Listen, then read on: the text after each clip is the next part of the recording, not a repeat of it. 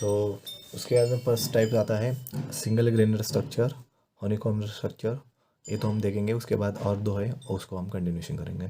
तो first one is single ग्रेनर, मतलब यहाँ पे नाम में लिखा है सिंगल ग्रेन्स होते हैं स्मॉल स्मॉल, उसका जो एक स्ट्रक्चर फॉर्म होता है। तो उसका जो डायग्रामेटिक डायग्राम रिप्रेजेंटेशन है तो इस तरह से होता है। तो इट्स जस्ट लाइक पार्टिकल्स होते हैं छोटे छोटे और एक मेकर से इंटरकनेक्टेड होते हैं। तो ये होता है सिंगल ग्रेन के स्ट्रक्चर के अंदर। तो यहाँ पे क्या होता है, जो पार्टिकल्स है उसका जो ज्योमेट्री है वो मतलब दो तरह के कंडीशंस में हम डिफाइन करते हैं सिविल इंजीनियरिंग में। वन इज डेंस, मतलब जो अरेंजमेंट होता है इस तरह का जो अरेंजमेंट होता है। तो यहाँ पे आप देख सकते हैं इसको स्टैगर्ड भी आप कह सकते हैं। तो ये फर्स्ट लाइन है, उसके बाद सेकंड लाइन जो होती है स्टैगर्ड में है।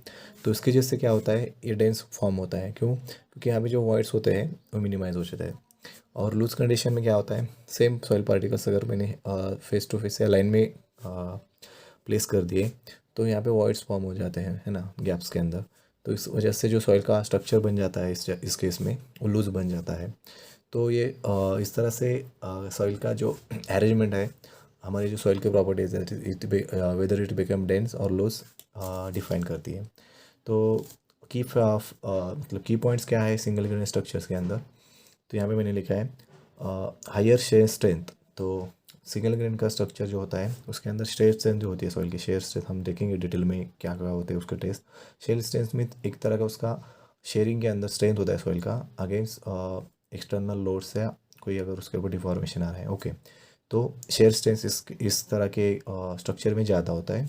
और वर्ड्स जो होते हैं, जैसे कि मैंने कहा था, वर्ड्स जो होते हैं कम रहते हैं। और सेकंड की पॉइंट है present in soils like gravel and sand. Okay, तो ग्रेवल जो बड़े बड़े होते हैं उसके अंदर सिंगल ग्रेन के बड़े बड़े पार्टिकल्स या स्टोन्स होते हैं। और सैंड के अंदर भी इंडिविजुअल पार्टिकल्स होते हैं सैंड के छोटे छोटे।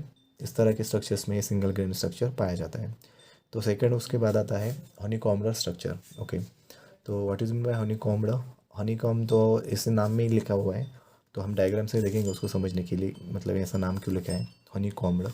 तो यहाँ का जो स्ट्रक्चर होता है सॉयल मास का, यहाँ पे आप देख सकते हैं जो मतलब हनी का जो स्ट्रक्चर होता है जहाँ पे हनी फॉर्म होता है, तो उस तरह का एक स्ट्रक्चर होता है। सर्कुलेशन में छोटे छोटे सर्कल्स होते हैं और ये जो छोटे छोटे पार्टिकल्स है एक मेकर से एक दूसरे से कनेक्टेड है। यहाँ पे देख सकते हैं इस तरह से, ये इस तरह से, और उनके बीच में कुछ वर्ड्स फॉर्म होते हैं। तो यहाँ मैंने लिखा हुआ है ये पर सॉइल्स पार्टिकल यहाँ पे कनेक्टेड है एक दूसरे से, यहाँ पे एक वर्ड है फिर इस तरह से, और ये इंडिविजुअल सर्कल अपने आप से कनेक्टेड होते हैं। ओके, तो इस तरह से होता है हनीकॉम्ब स्ट्रक्चर।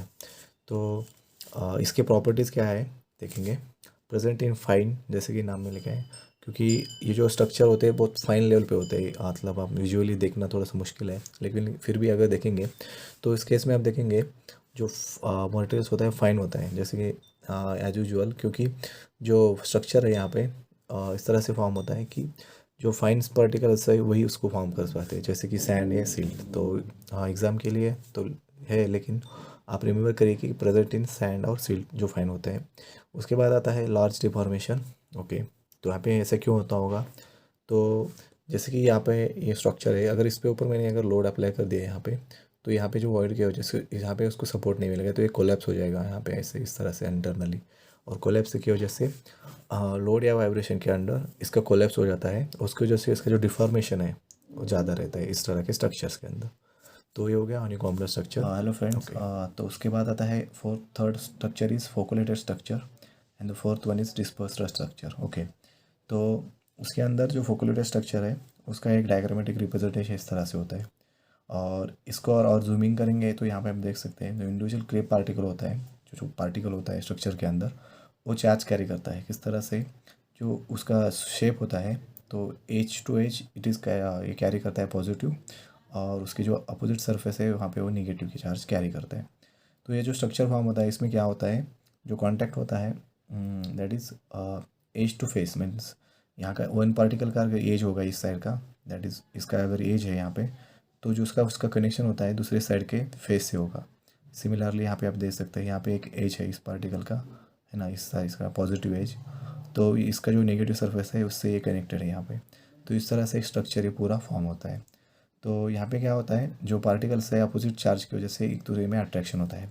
तो की पॉइंट यहाँ पर रिमेंबर करिए, नेट अट्रैक्शन बिटवीन पार्टिकल्स, जैसे डायग्राम में ही देख सकते हैं आप, अपोजिट फेसेस कनेक्टेड है, क्योंकि अपोजिट चार्ज यहाँ पे, तो उसकी वजह से यहाँ पे अट्रैक्शन होता है।